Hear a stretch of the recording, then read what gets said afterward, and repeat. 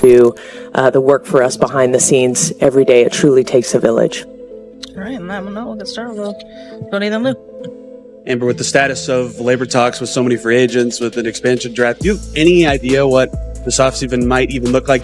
Just when the Indiana Fever's offseason seemed destined to drift quietly into another year of predictable mediocrity, whispers turned into a storm, and the narrative shifted in ways that no one saw coming. Organizational changes had been anticipated after a disappointing finish to what many had hoped would be a breakthrough campaign, but the audacity of what's now unfolding has left the league stunned and rival front offices scrambling to rethink everything. Insiders reveal the franchise is executing a high-stakes strategy built around Caitlin Clark and a carefully targeted free agent pursuit, moves that have opponents on edge, questioning if the balance of power in the league is about to be rewritten overnight. This is not slow, cautious tinkering or incremental roster tweaks typical of rebuilding teams.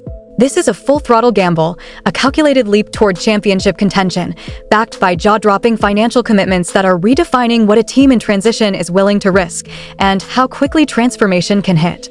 The seismic shift began with a ruthless overhaul of basketball operations, sending tremors through every corner of the organization. The dismissal of head coach Christy Sides wasn't just a personnel change, it was a declaration. The old way of doing business is dead. Mediocrity will no longer be tolerated. Patience has evaporated. And excuses tied to development timelines? They've been erased from the playbook. Kelly Kroskoff's return to the helm sparked an immediate recalibration. Leveraging her proven track record of assembling competitive rosters in Indiana and her deep knowledge of building championship-caliber teams under strict salary constraints. The new vision abandons gradual growth for immediate impact, focusing on aggressive roster moves designed to win now, not gamble on a theoretical future. After a brutally honest assessment of talent and resources, management realized half measures wouldn't cut it. The opportunity presented by their transcendent young star demanded decisive action, not comfortable incrementalism. The plan now is bold. Pair this generational talent with battle-tested veterans who thrive under pressure, regardless of cost or risk. Every move is calculated. Every decision screams urgency. The Fever aren't just rebuilding. They're reshaping their destiny, and the league will be forced to take notice. Conventional wisdom about how rebuilding teams should operate. The missing piece they've identified requires a particular skill set. A player who thrives in physical, confrontational basketball and isn't intimidated by the league's most aggressive defenders or biggest personalities. Enter Sophie Cunningham, the Phoenix Mercury guard, entering unrestricted free agency at precisely the moment Indiana needs her most, and when her specific talents align perfectly with what the Fever desperately lacked. Sources suggest she tops Indiana's wish list. And the logic is compelling when you examine what the Fever lacked throughout last season and how opposing teams exploited those weaknesses with surgical precision. Throughout her debut campaign, Clark absorbed relentless physical punishment from seasoned defenders who tested her repeatedly while receiving limited protection from teammates who either couldn't or wouldn't match that intensity or make opponents pay for their aggression. The physical toll was visible in multiple games where Clark's body language showed frustration, not just with losing, but with the lack of response when she was being targeted. Cunningham brings precisely what the Fever lacked throughout that difficult season. A combative, fearless presence who defends aggressively, plays with an edge that intimidates opponents and changes how they approach the game, and stretches defenses beyond the arc with consistent perimeter shooting that prevents help defenders from collapsing. Word around front offices suggests Indiana's offer will significantly exceed market expectations for a player of her profile, potentially establishing new benchmarks for role players in free agency and forcing other teams to reconsider their own valuation frameworks. The willingness to overpay isn't recklessness or desperation. It's a calculated investment in changing the team's identity overnight and sending an unmistakable message about the franchise's seriousness. The financial component, however, represents only part of this unprecedented proposition being assembled in Indianapolis with increasing sophistication. The truly insane element involves what's being extended to Caitlin Clark herself, going far beyond traditional rookie treatment and establishing precedents that could reshape how franchises approach their relationship with transcendent talents. Rookie-scale contracts prevent Indiana from simply increasing her salary to reflect her marketability and on-court impact, which far exceeds typical first-year players. So they're reportedly offering something potentially more impactful in the long run, meaningful input on roster construction and organizational direction that acknowledges her unique position.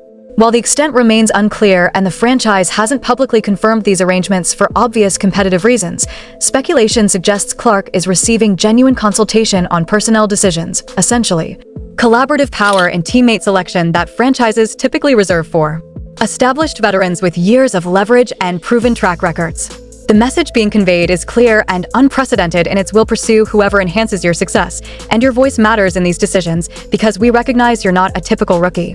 Current indications point toward her prioritizing a tough-minded shooter who can both space the floor and provide the physical presence that was sorely lacking during her rookie campaign, when too many games felt like Clark against the world while her teammates watched from the periphery.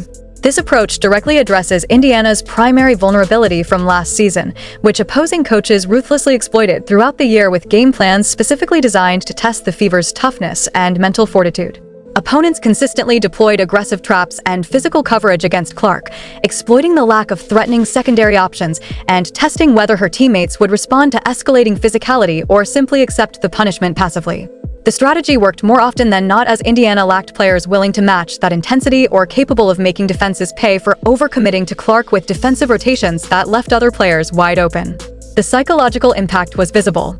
Teams knew they could rough up Clark without consequences, and that calculus needs to change dramatically if Indiana hopes to compete. Securing Cunningham would provide both floor spacing that prevents defenses from collapsing without fear of consequences and on-court protection that changes how physical opponents can be without immediately facing retaliation or, at minimum, an escalating confrontation. Picture a backcourt where defenses can't abandon Clark without conceding open three-pointers from one of the league's most reliable perimeter threats. With a newly launched unrivaled 3-on-3 league offering substantial six-figure contracts and providing off-season competition for player services that didn't exist previously, WNBA franchises face unprecedented competition for player commitment and mind share in ways unthinkable just a few years ago.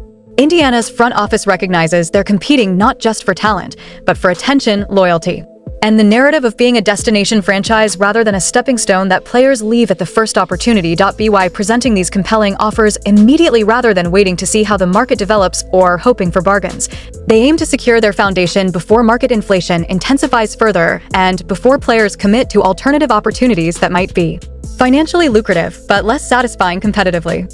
They're wagering that association with Clark's ascending profile and the potential to be part of something historic that transcends typical basketball narratives outweighs the comfort of familiar situations elsewhere or the guaranteed money from alternative leagues. That can't match the WNBA's competitive intensity. It's a calculated bet that players value legacy and winning potential alongside financial compensation, and that the opportunity to build something special in Indiana is worth more than maximizing short-term earnings. The broader implications extend beyond Indiana's roster construction to the league's competitive balance and could fundamentally reshape how teams approach the offseason. If this acquisition materializes, as reported with a rumored financial commitment, it would definitively close Indiana's rebuilding chapter and inaugurate a win-now era that could accelerate similar moves across the league as franchises realize the old playbook no longer applies. The franchise possesses cap flexibility that most teams lack after years of modest spending, generational talent that can't be acquired through conventional means like the draft or development, and apparently the conviction to execute high-stakes moves that carry significant risk if they don't produce immediate results and justify the substantial investment.